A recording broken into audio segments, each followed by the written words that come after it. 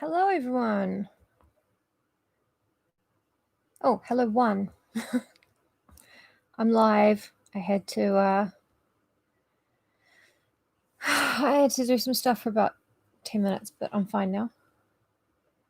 Everything's fine. Nothing bad has happened to my carpet. It's always nice to be able to say that. All right, so we're going to catch up with VILLETTE. Just going to be fun, I hope.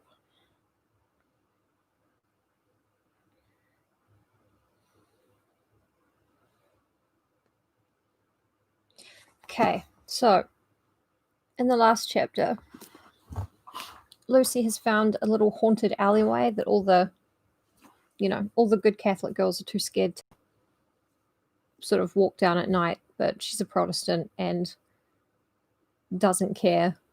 So she likes sitting out there. Oh, you have ants. Horrible, isn't it? I had fleas for ages one time. I don't know why the flea treatment wasn't working. I was washing everything. I wanted to put flea treatment on myself. I kind of Googled, how much would you need for a human being, but it doesn't work that way apparently. Why shouldn't it? But yeah, Lucy has been sitting in the alleyway in the evenings, and she intercepted a love letter. One got thrown to her for the lady in the grey dress. And then she's like, well, actually, a lot of us here wear grey dresses. So I didn't think it was for me. But also, I don't get love letters. So I didn't think it was a love letter. So either it was for me and not a love letter, or it was a love letter and not for me. So I opened it and read it. You got fleas off lion cubs? Is that a true story? Or are you lying? I'm sorry, I became a dad when I turned 35. Dad jokes just became incredibly funny overnight. It happens. So the love letter was from Dr. John. Dr. John is the hunky English doctor that Madame Beck, the headmistress, has installed in her finishing school for young teenage French girls. Not the best idea, I wouldn't have thought. But Lucy doesn't know who it's addressed to. True story, wow. They're just joshing. It's still a pretty good one.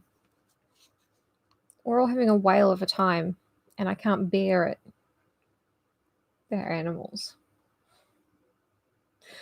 So that was pretty much where we got up to, except that, Madame Beck has a spy network all through the school, so she knows everything. And she was kind of into Dr. John, but didn't take.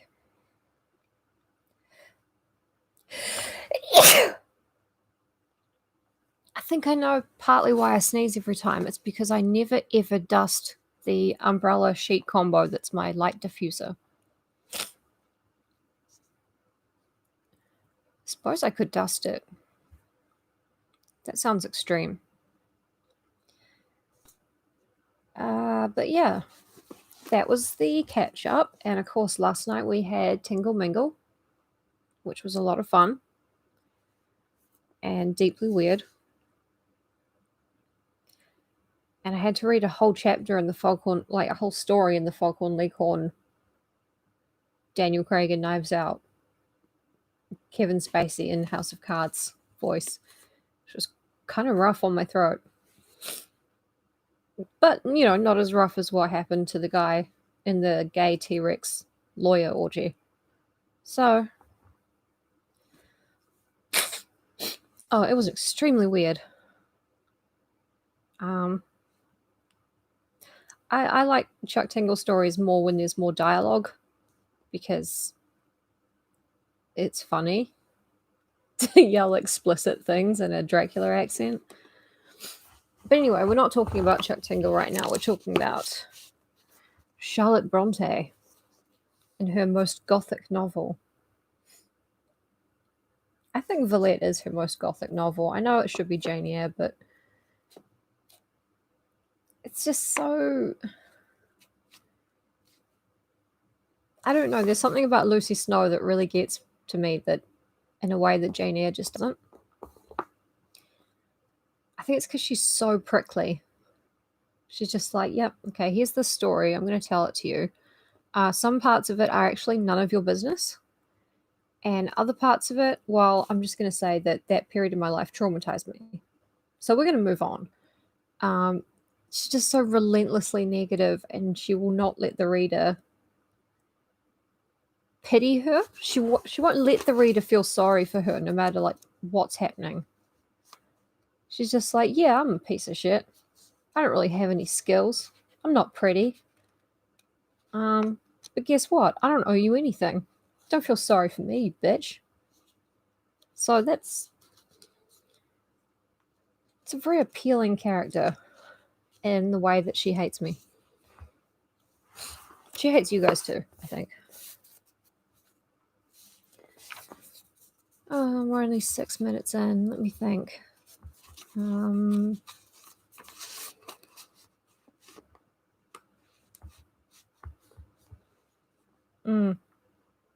I think it's her self-awareness and her refusal to give us, like, to be socially appropriate with us, the readers. You know, like when someone says, oh, I heard you were sick, and you're like, oh, yeah, I was, thank you. Should just be like, well, everyone dies, I'm not particularly special. It was touch and go, but that's actually not really talking about that. You shouldn't have brought that up. Anyway, I'm leaving. She just won't be appropriate in her own book. And for a Victorian heroine of any kind, that's amazing. It's just like, no, honestly, fuck it. I've got no skills, no charm, no prospects. Life is a nightmare. Anyway, here's some stuff that happened. Yeah, I like her. Half as pretty as you think you are, and less than a quarter as clever. Yeah, exactly. Especially Ginevra Fanshawe, who's actually not pretty. I totally don't want to like brush her hair and talk about her boyfriends and tell her not to have any boyfriends. Because it's not even a thing. Alright, we did start late, you guys. Can't believe you made me start late. So we may start the chapter a little bit early. Like a minute and a half early. Yeah. Okay, so the last bit.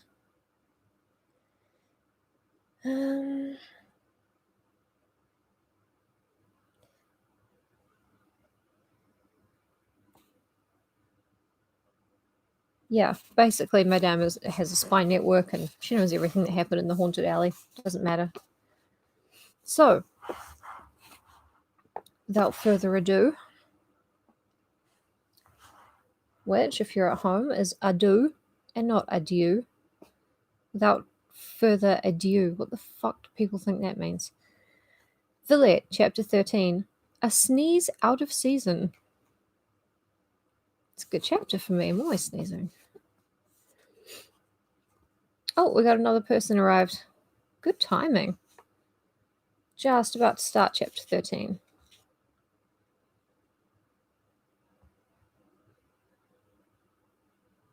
Okay, I'm going to assume that that's fine with everybody. Sneezing. 'Tis the sneezing. Tissue. It's the sneezing. No, stupid. Stupid. Read the book. Read the book, you stupid cow.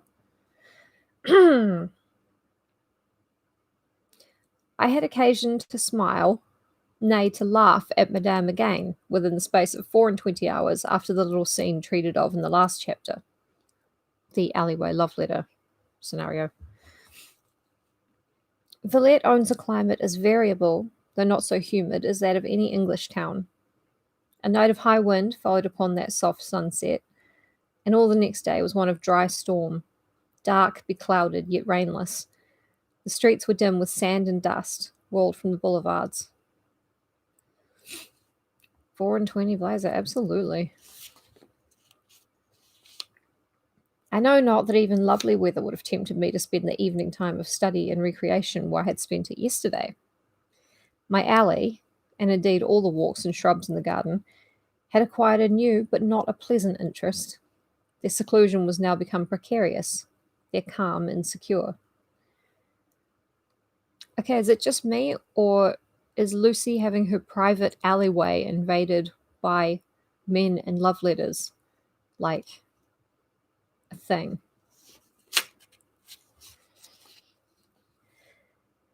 The casement which rained billets, letters, love letters, had vulgarized the once dear nook it overlooked, and elsewhere the eyes of the flowers had gained vision, and the knots in the tree boles listened like secret ears. Some plants there were indeed trodden down by Dr. John in his search, and his hasty and heedless progress, which I wished to prop up, water, and revive. Some footmarks, too, he had left on the beds, but these, in spite of the strong wind, I found a moment's leisure to efface very early in the morning, ere common eyes had discovered them. With a pensive sort of content, I sat down to my desk and my German, while the pupils settled to their evening lessons, and the other teachers took up their needlework. She's not like the other girls with their needlework. She's learning German. Maybe she's born with it. Maybe she's learning German. The scene of the étude du soir was always the refectory. The thing with the evenings. The evening thing. It was always the refectory, a much smaller apartment than any of the 3 classes or schoolrooms, for here none save the boarders were ever admitted, and these numbered only a score. 2 lamps hung from the ceiling over the 2 tables. These were lit at dusk, and their kindling was the signal for schoolbooks being set aside, a grave demeanour assumed, general silence enforced, and then commenced la lecture pieuse. Pieuse? The pious lecture. This said lecture pieuse was, I soon found, mainly designed as a wholesome mortification of the intellect, a useful humiliation of reason, and such a dose for common sense as she might digest at her leisure and thrive on as she best could. Lucy is she's such a Reddit guy sometimes. They keep talking about like God and stuff. You know what's actually God? Reason and common sense. But you know, French people.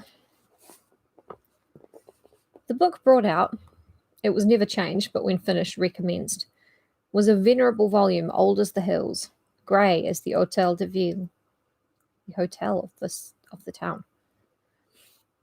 I would have given 2 francs for the chance of getting that book once into my hands, turning over the sacred yellow leaves, ascertaining the title, and perusing with my own eyes the enormous figments which, as an unworthy heretic, it was only permitted me to drink in with my bewildered ears. This book contained legends of the saints. Good God, I speak the words reverently. What legends they were. What gasconading rascals those saints must have been if they first boasted those exploits or invented these miracles. These legends, however, were no more than monkish extravagances, over which one laughed inwardly. There were, besides, priestly matters, and the priestcraft of the book was far worse than its monkery. Monkery and priestcraft. Attorneys at law. Monkery and Priestcraft. What's that word? Which word? Gasconading? It seems to mean going around like a Gascon, like a person from Gascony, which is a region of France, but I don't actually know any stereotypes from there except that D'Artagnan and the Three Musketeers was from Gascony, I think. I think that's, yeah. Invercargiling around. Invercargiling rascals. That's what I think it means. Priestcraft. Monkery and priestcraft attorneys at law. I like that. I should write it down, but I'm not going to.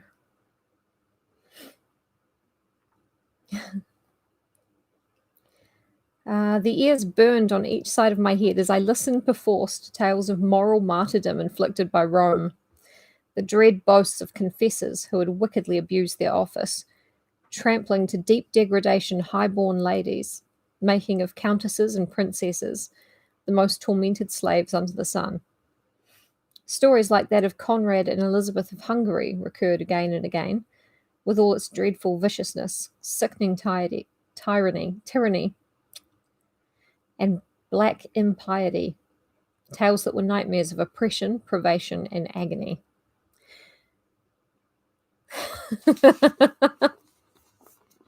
I haven't got any babies, but you can have Niobe.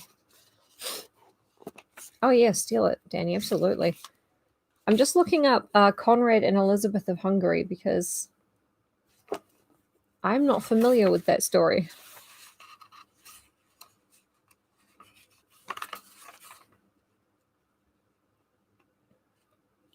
Conrad, as a spiritual guide, urged Elizabeth into a life of self-deprivation and self-denial. Okay, so that's, yeah,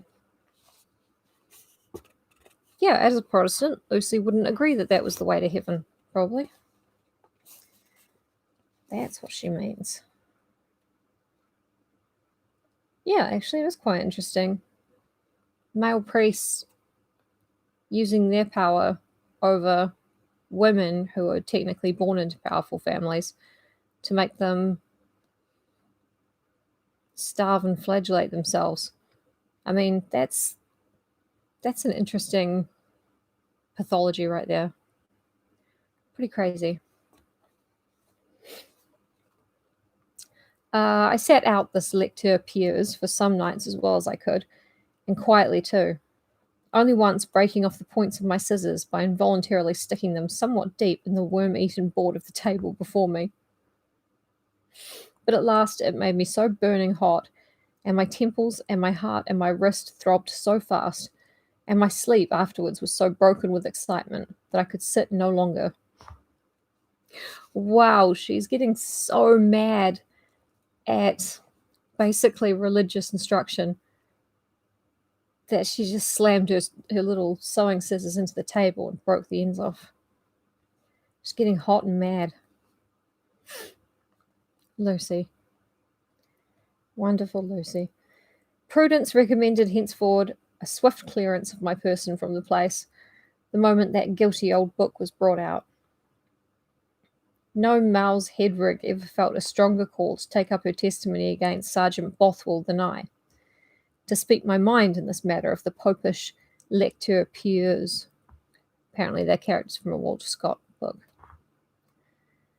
However, I did manage somehow to curb and rein in, and though always, as soon as Rosine came to light the lamps, I shot from the room quickly, yet also I did it quietly, seizing that vantage moment given by the little bustle before the dead silence, and vanishing whilst the boarders put their books away.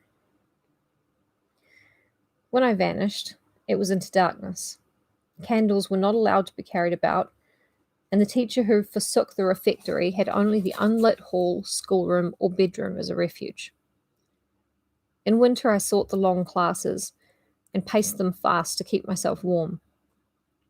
Fortunate if the moon shone, and if there were only stars, soon reconciled to their dim gleam, or even to the total eclipse of their absence. In summer it was never quite dark. And then I went upstairs to my own quarter of the long dormitory, opened my own casement. That chamber was lit by 5 casements, large as great doors, and leaning out, looked forth upon the city beyond the garden, and listened to band music from the park or the palace square, thinking meanwhile my own thoughts, living my own life in my own still shadow world. She's every teenager. This evening, fugitive as usual before the Pope and his works, I mounted the staircase, approached the dormitory, and quietly opened the door, which was always kept carefully shut, and which, like every other door in this house, revolved noiselessly on well-oiled hinges. Before I saw, I felt that life was in the great room, usually void. Not that there was either stir or breath or rustle of sound, but vacuum lacked. Solitude was not at home. All the white beds, the lits d'ange, as they were poetically termed, the angels' beds, lay visible at a glance. All were empty, no sleeper reposed therein. The sound of a drawer cautiously slid out struck my ear. Stepping a little to one side, my vision took a free range, unimpeded by falling curtains. I now commanded my own bed and my own toilet, with a locked workbox upon it and locked drawers underneath. Very good. A dumpy, motherly little body, in decent shawl and the cleanest of possible nightcaps, stood before this toilet, hard at work, apparently doing me the kindness of tidying out the meuble, piece of furniture. Open stood the lid of the workbox, open the top drawer. Duly and impartially was each succeeding drawer opened in turn. Not an article of their contents, but was lifted and unfolded. Not a paper, but was glanced over. Not a little box, but was unlidded. And beautiful was the adroitness, exemplary the care with which the search was accomplished. Madame wrought it like a true star, unhasting yet unresting. I will not deny that it was with a secret glee I watched her. Had I been a gentleman, I believe Madame would have found favour in my eyes. She was so handy, neat, and thorough in all she did. Some people's movements provoke the soul by their loose awkwardness. Hers, satisfied by their trim compactness.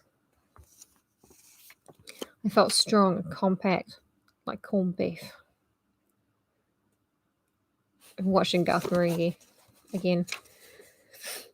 I stood in short, fascinated. But it was necessary to make an effort to break the spell. A retreat must be beaten.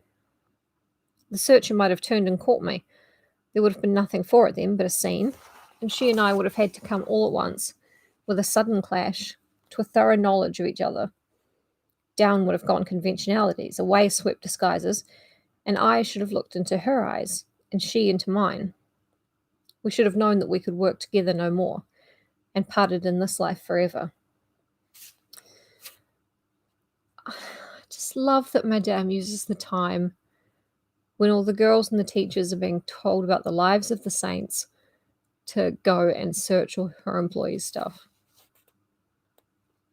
Madame Beck, incredible. But where was the use of tempting such a catastrophe?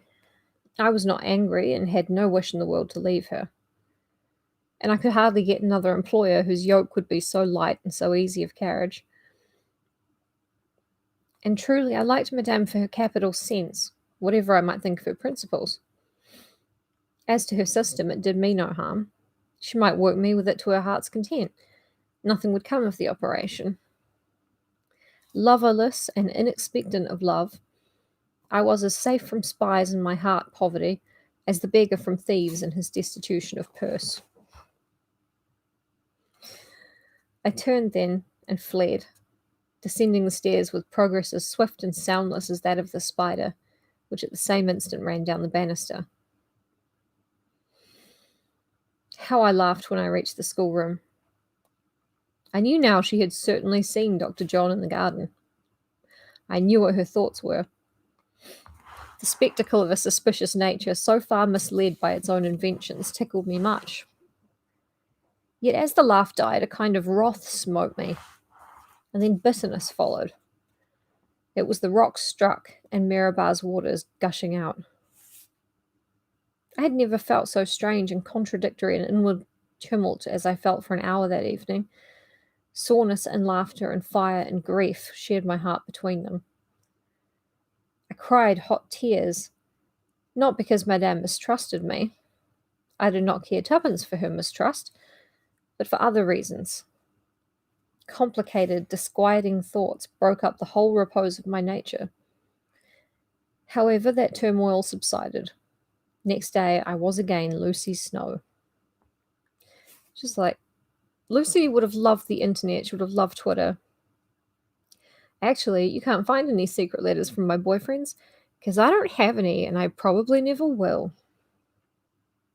And actually, that's really good to me and I like it.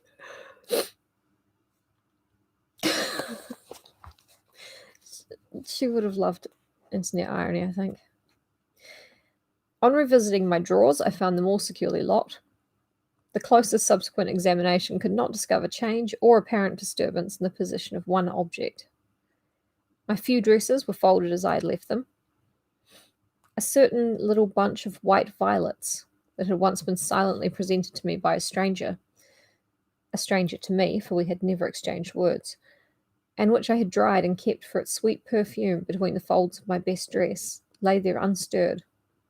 My black silk scarf, my lace chemisettes and collars were unrumpled. Had she creased one solitary article, I own I should have felt much greater difficulty in forgiving her. But finding all straight and orderly, I said, "Let bygones be bygones. I am unharmed. Why should I bear malice?" It's exactly when Morgan Freeman gave Batman all those TVs that could look at people in the city and see what they were doing. That was a bad moment. A thing there was which puzzled myself, and I sought in my brain a key to that riddle almost as sedulously as Madame had sought a guide to useful knowledge in my toilet drawers. How was it that Dr. John, if he had not been accessory to the dropping of that casket into the garden, should have known that it was dropped, and appeared so promptly on the spot to seek it? So strong was the wish to clear up this point that I began to entertain this daring suggestion. Why may I not, in case I should ever have the opportunity, ask Dr. John himself to explain this coincidence? And so long as Dr. John was absent, I really believed I had courage to test him with such a question.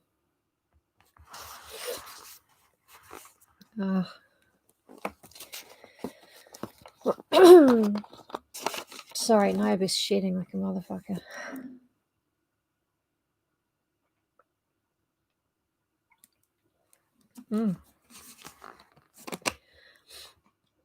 Little Georgette was now convalescent, one of Madame Beck's children, and her physician accordingly made his visits very rare.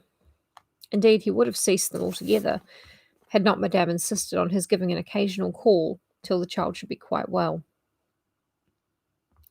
She came into the nursery one evening, just after I had listened to Georgette's lisped and broken prayer, and had put her to bed.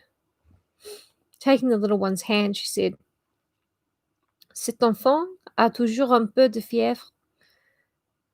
This kid still has a little bit of a fever. And presently afterwards, looking at me with a quicker glance than was habitual to her quiet eye, "Le Docteur John, l'a-t-il vu dernièrement? Non, n'est-ce pas? Did Dr. John come yesterday? No, right?" Of course, she knew this better than any other person in the house. "Well," she continued, "I am going out pour faire quelques courses en fiacre." To do some jobs in a taxi. You know, whatever. "I shall call on Dr. John and send him to the child. I will that he sees her this very evening. Her cheeks are flushed, her pulse is quick. You will receive him. For my part, I shall be from home." Now the child was well enough, only warm with the warmth of July. It was scarcely less needful to send for a priest to administer extreme unction than for a doctor to prescribe a dose, Also, Madame rarely made courses, as she called them, in the evening. Moreover, this was the first time she had chosen to absent herself on the occasion of a visit from Dr. John. The whole arrangement indicated some plan, this I saw, but without the least anxiety. "Ha, ha, madame," laughed Light Heart the beggar. "Your crafty wits are on the wrong track."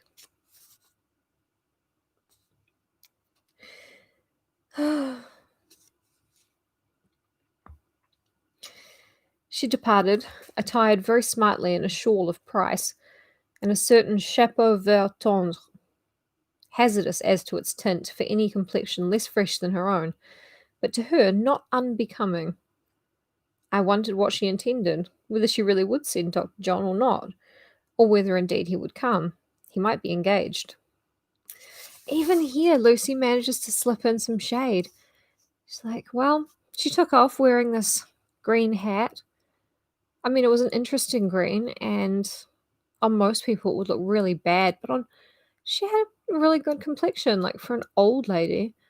So she actually didn't look terrible. Anyway, back to the story. Lucy. Madame had charged me not to let Georgette sleep till the doctor came. I had therefore sufficient occupation in telling her nursery tales and palavering the little language for her benefit. Palavering? I don't know how to say it as a verb. I affected Georgette. She was a sensitive and a loving child. To hold her in my lap or carry her in my arms was to me a treat. Tonight she would have me lay my head on the pillow of her crib. She even put her little arms around my neck. Her clasp and the nestling action with which she pressed her cheek to mine made me almost cry with a tender pain. Feeling of no kind abounded in that house. This pure little drop from a pure little source was too sweet. It penetrated deep and subdued the heart and sent a gush to the eyes. Half an hour or an hour passed. Georgette murmured in her soft lisp that she was growing sleepy. And you shall sleep, thought I, malgré maman and médecin, if they are not here in 10 minutes. You will sleep despite your mother and the doctor, if they're not here in 10 minutes. Hark! There was the ring, and there the tread, astonishing the staircase by the fleetness with which it left the steps behind.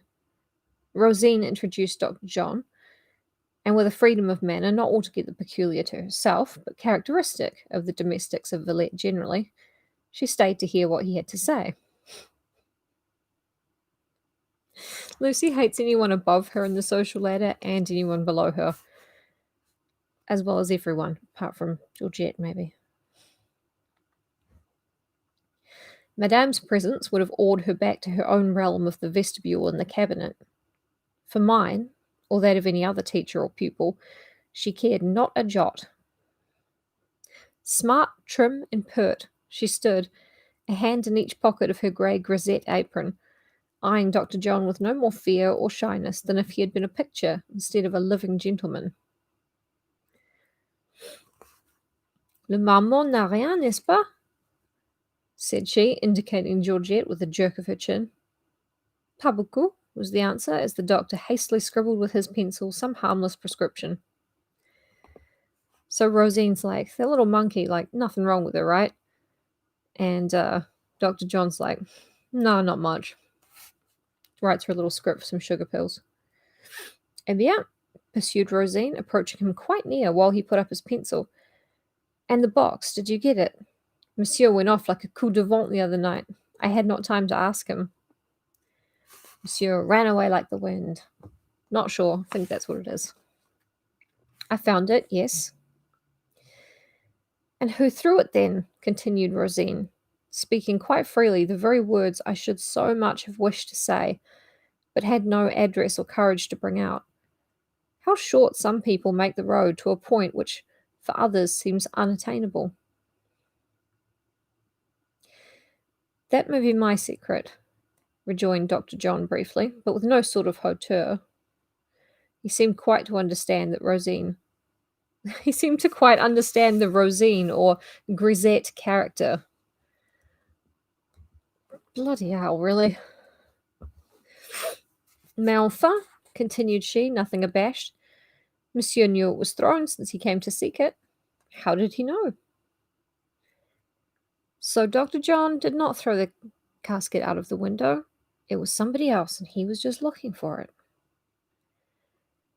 I was attending a little patient in the college near, said he, and saw it dropped out of his chamber window, and so came to pick it up. How simple the whole explanation.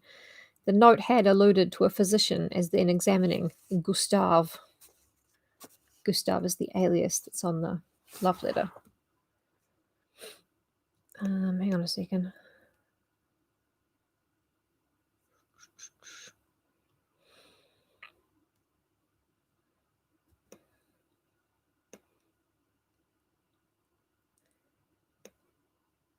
There we go.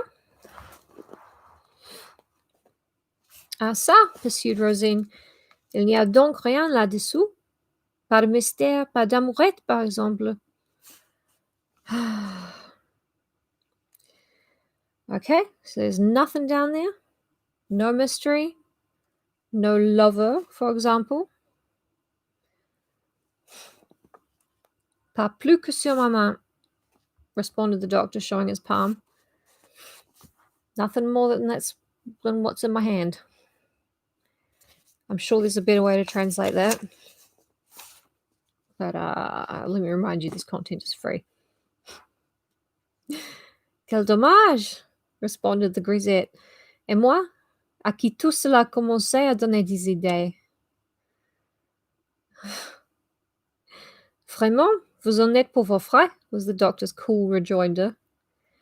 I need to do that. I need to translate this properly. It's a pretty good burn. Right. So Rosine's like, oh, that's a shame. I was starting to get ideas. And he's like, oh, really? Well, that was at your own expense. That was your fault. Hey, pan and scan. We are through the chapter. Basically, Dr. John is having a conversation with Rosine about the love letter from the previous chapter.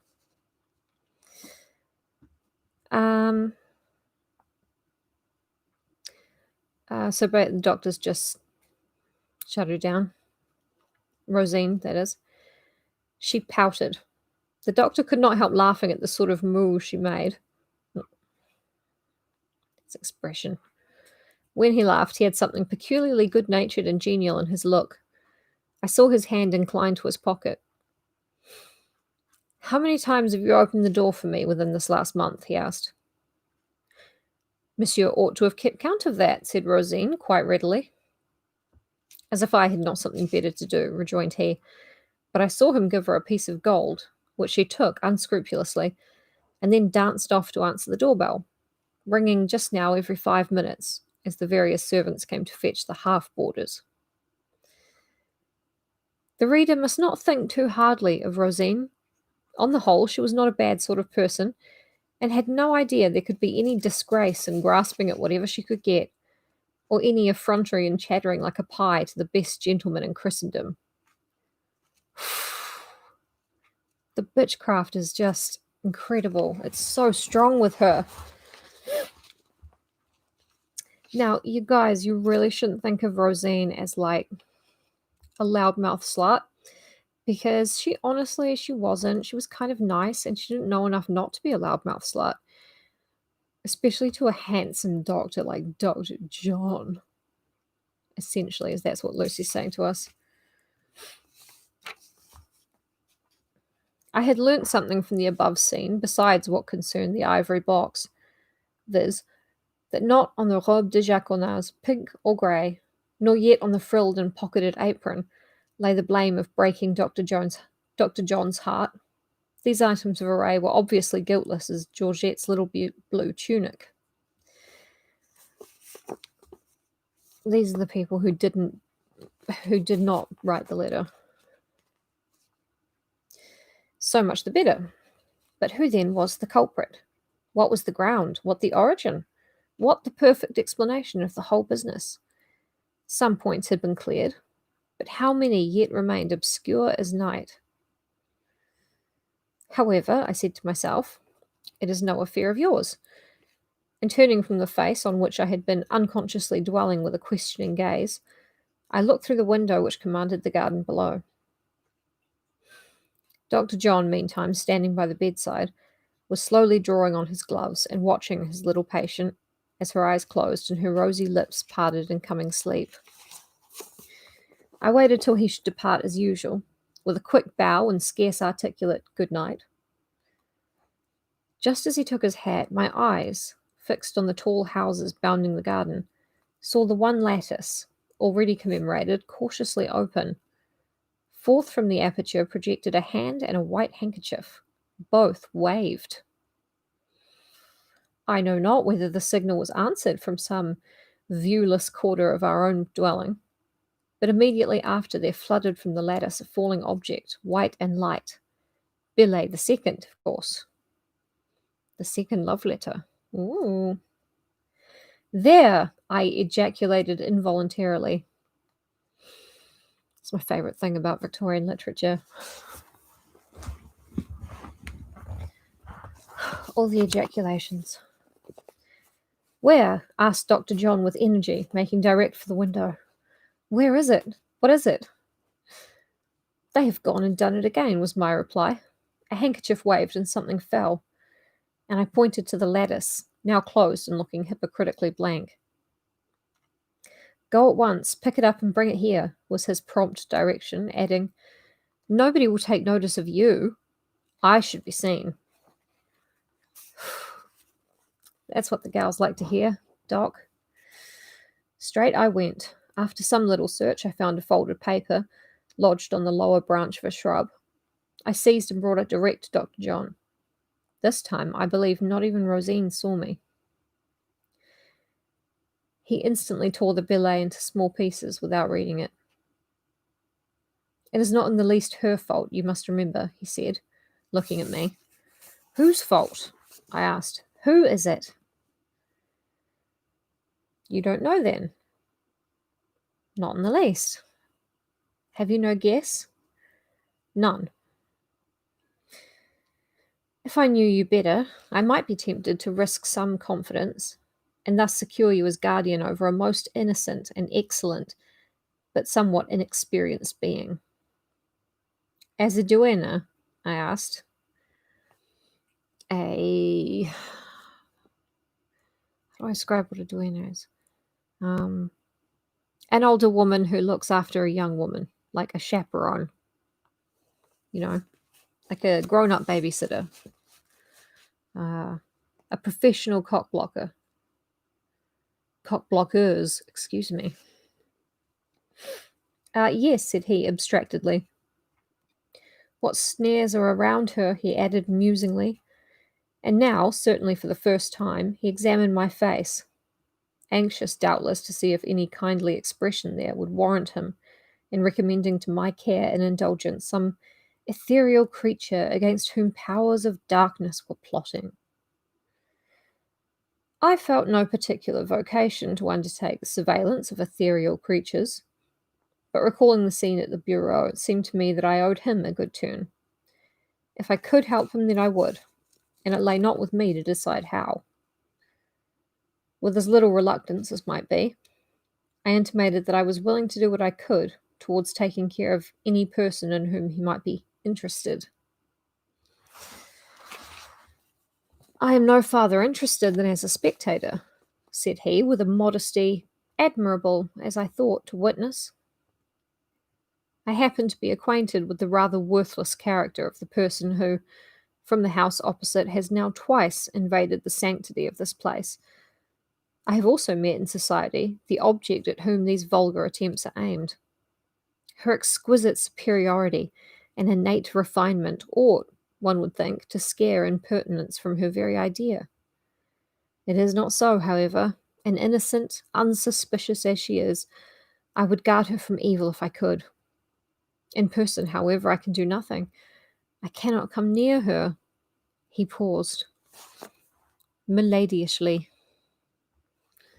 She's so innocent. She's got no idea. Well, I am willing to help you, said I. Only tell me how. And busily, in my own mind, I ran over the list of our inmates, seeking this paragon, this pearl of great price, this gem without flaw. It must be Madame, I concluded. She only amongst us all has the art to even seem superior. But as to being unsuspicious, inexperienced, etc., Dr. John need not distract himself about that. However, this is just his whim, and I will not contradict him. He shall be humoured. His angel shall be an angel. Just notify the quarter to which my care is to be directed, I continued gravely, chuckling, however, to myself over the thought of being set to chaperone Madame Beck, or any of her pupils. Now Dr. John had a fine set of nerves, and he at once felt by instinct what no more coarsely constituted mind could have detected, namely, that I was a little amused at him. Heaven forbid. The colour rose to his cheek. With half a smile, he turned and took his hat. He was going. My heart smote me. I will help you, said I eagerly. I will do what you wish. I will watch over your angel. I will take care of her. Only tell me who she is. But you must know, said he, then with earnestness, yet speaking very low. So spotless, so good, so unspeakably beautiful. Impossible that one house should contain two like her. I allude, of course. Here the latch on Madame Beck's chamber door, opening into the nursery, gave a sudden click, as if the hand holding it had been slightly convulsed. There was the suppressed explosion of an irrepressible sneeze. These little accidents will happen to the best of us. Madame, excellent woman, was there on duty. She had come home quietly, stolen upstairs on tiptoe, and she was in her chamber. If she had not sneezed, she would have heard all, and so should I. But that unlucky sternutation routed Dr. John. While he stood aghast, she came forward alert, composed, in the best yet most tranquil spirits. No novice to her habits would have thought that she was just come in, and scouted the idea of her ear having been glued to the keyhole for at least 10 minutes. She proceeded to sneeze again, declared she was enrhumée, and then proceeded volubly to recount her course en fiacre. The prep bell rang, and I left her with the doctor. Madame Beck, you Machiavellian little woman. Enrhumée just means she's got a cold, or thinks she's got a cold.